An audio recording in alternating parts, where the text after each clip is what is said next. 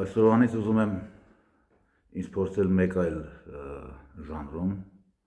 այսպես ասենք, եթերներով, YouTube-ում, Facebook-ում և Telegram-ում կփորձեմ մասնակից դառնալ ընտրական գործընթացներին և հետաքրքրված մեր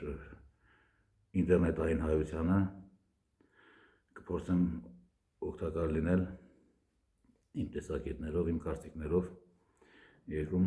տեղի ունեցող պրոցեսների մասին։ Սկսենք Ժողով վարչապետ Փաշինյանից և նրա գլխավորած թիմից։ Ինչ է դրանց ուզածը։ Ներկայացում են ծրագիր, որ ավելի շատ կենացի անման, եղբայրություն, բարգավաճում, թրիպ, մրիպ, խաղաղություն, բայց այդ գեղեցիկ բառերի տակ մի ահռելի ողբերգություն է թաքնված,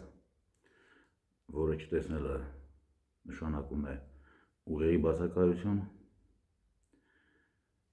և փորձեմ հիմնավորել իմ ասածը։ Ուրեմն գործող ռեժիմը փորձում է Միացյալ Նահանգները,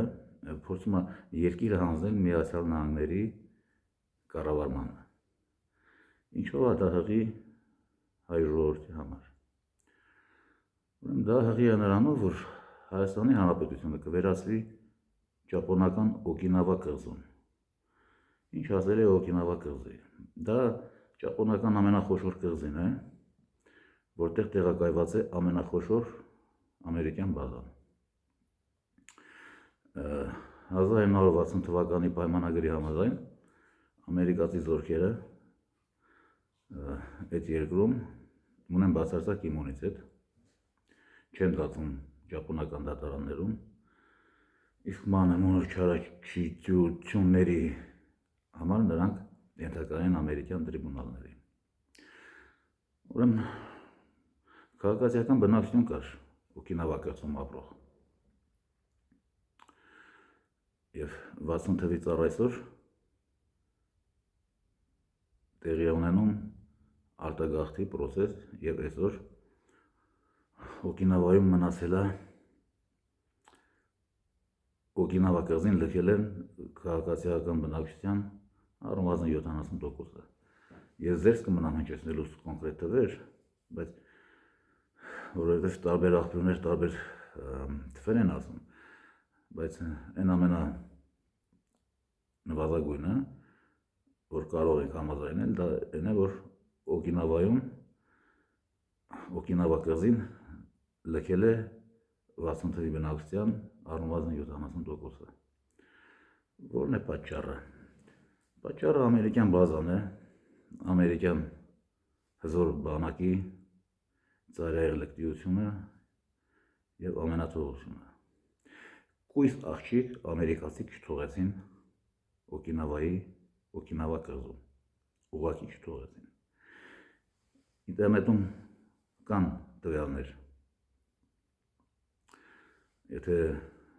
որոնեք, ասենք, ամերիկյան զորքերի հանցագործությունները Օկինավայում, հազար ու մի խայտառակ փաստի կհանդիպեք։ Մի բան էլ ասեմ, որ ոչ բոլոր հանցագործությունները ամերիկյան զինվորների արժանանում են քրեական բարույթների և հետևաբար լուսաբանման։ Առնվազն այդ բռնաբարությունը պետք է ուղղորդի սպանությամբ կամ եսիմ էլ բետար բաներով, որ դա հանրային հիշողություն ունենա և տեղ գտնի համացանցում։ Ճապոնացիքի պատասխան սկսեցին այդ կղզին վերածել տուրիստական կենտրոնի և այսօր աշխարհի խոշորագույն տուրիստական կլասաներից է Օկինավան։ Բայց ասեմ, որ դա էլ է դատապարտված ճապոնացիների համար։ Ինչպես ասում են ռուսերեն գիբլին ամեր, որովհետև գաղտնիք չէ, որ տուրիստների մեջ է կամ կույս աղջիկներ, որոնք չեն կարող անտարբեր թողնել խիզախ ամերիկյան զինվորներին։ Հիմա ինչի համար եմ ես հիշում ճապոնական Օկինավա կղզու դժբախտ ճակատագիրը ողբալի իրականությունը։ Նույն բանը մեզ մոտ տեղի կունենա։ Եթե Աստված չանի, սրանց թրիպ իրականություն դառնա, եւ եթե ամերիկյան չևեկան, այդ մասնավոր ռազմական ընկերությունը գա եւ տեղակայվի Սյունիքում, ես Սյունեցի բոլոր ընտանիքներին, ովքեր ունեն օրիորդ աղջիկներ, ուղղակի եղբայրական խորհուրդ կտամ փախնել Սյունիքից առնվազն 200 կիլոմետր հեռու։ Ամերիկացին ամերիկացի է մնում, եւ Աֆրիկայում, եւ Ճապոնիայում, եւ Սյունիքում դա նույն կենդանին է, դա նույն բարբարոսն է, նույն վայրենին է, նույն լկստված, նույն հաբրգած էակն է, առանձնյակն է։ Եվ նրանց ներկայությունը, լինի դա կանոնավոր բանակ, լինի դա մասնավոր ռազմական ընկերություն, կատաստրոֆիկ վտանգավոր է տեղի բնակության համար։ Բայց ամերիկյան ներկայությունը կատաստրոֆիկ է ոչ միայն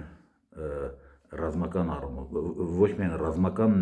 ռազմական ներկայությունն է կատաստրոֆիկ, այլև բոլոր տեսակի ներկայությունները, ասենք տնտեսական, հումանիտար, քաղաքական։ Պետք է հիշեք, որ վերջերս Ամերիկայից կատարեց Ճապոնիայի ժողովարչապետուրին եւ ինչ արեց նա։ Ում շիրիմին նա ծաղկե պսակ դրեց։ Այդ տիկնոջը պարտադրել էին, թե ինքն էր նամուսազերծվել։ Վերցրեց, գնաց, ծաղկե պսակ դրեց այն օդաշուի գերեզմանին, որը ռմբակոծել էր Նագասակի քաղաքը, որի արդյունքում 90,000 ճապոնացի անմիջապես մահացան, չհասնելով հասկանալ, թե ինչ է կատարվում, եւս մի քանի 100,000 ամիսների տարիների ընթացքում։ Իսկ 90,000 անմիջապես դարձավ ռադիոակտիվ փոշի։ Եվ Ճապոնիայի վարչապետը ծաղկե պսակ է դնում դրա գերեզմանին։ Հիմա տեսնում եք ամերիկացիք 80 տարվա մեջ այդ իմաստուն, այդ հնագույն արևելյան քաղաքակրթությունը ինչի վերածեցին։ Նամուսազերծեց ողջ ազգը, ստրկացավ, համբալացավ մի հսկայական քաղաքակրթություն, շնորհիվ ամերիկյան ներկայության։ Գանք Թայվան կղզին, որը դե յուրե Չինաստանին է պատկանում, բայց փաստացի ամերիկյան գաղութ է։ Ես Չինաստանը լավ չգիտեմ, չինացիներին լավ չգիտեմ, Չինաստանում չեմ եղել, բայց ինչքան որ գիտեմ, ինձ բավարար է եզրակացնելու, որ միասեռական ամուսությունները ավելի հեշտ է օրինականացնել, ասենք Սաուդյան Արաբիայում, Քուվեյթում, Կատարում, Էմիրություններում, քան Չինաստանում։ Շատ կոնսերվատիվ ազգ են չինացիք, անցյալով ապրող։ 80 տարին բավարար էր, որ Թայվանում մի քանի տարի առաջ օրինականացվեցին միասեռական ամուսությունները։ Այսինքն այդ աստիճանի բարոյալակվեց այդ ազգը շնորհիվ ամերիկյան կուրացիայի, շնորհիվ ամերիկյան ներկայության։ Հիմա նույնը մեզ է սպառնում։ Սրանց նախընտրական ծրագիրը թրիպը դարձել է սրանց կյանքի իմաստը։ Գեղեցիկ բառեր են գրում, թե կբարգավաճենք, կհարստանանք։ Իրականում այդ թրիպը մեզ ոչ մի բան չի տա։ Դա գտա թուրքերին, դա Թուրանի մի մասն է։ Կբարգավաճեն Ադրբեջանն ու Թուրքիան, Նախիջևանն ու Ադրբեջանի հիմնական տարածքը։ Հայերն է Թուրաբաժին մի քանի կոպեկ կարող է հասնել։ Բայց փոխարեն ինչից կզրկվեն հայերը, ինչ կկորցնեն։ Մտածելու բան է։ Եվ այս ընտրություններից առաջ եւ ընտրությունների օրը մտածեք, հիշեք, ինքներդ ընտրեք ինֆորմացիա, կարդացեք, ինչ era Օկինավա կղզին, ինչից ինչ դարձավ, եւ իմացեք, որ նույնը կկրկնվի Հայաստանում, եթե սրանց հաջողվի վերարտադրվել եւ շարունակել իրենց ազգակործան գործունեությունը։ Առայժմ այսքանը, պարբերաբար եթերներ դուրս կգան և տարբեր թեմաների շուրջ կշփվեմ ձեզ հետ առայժմ։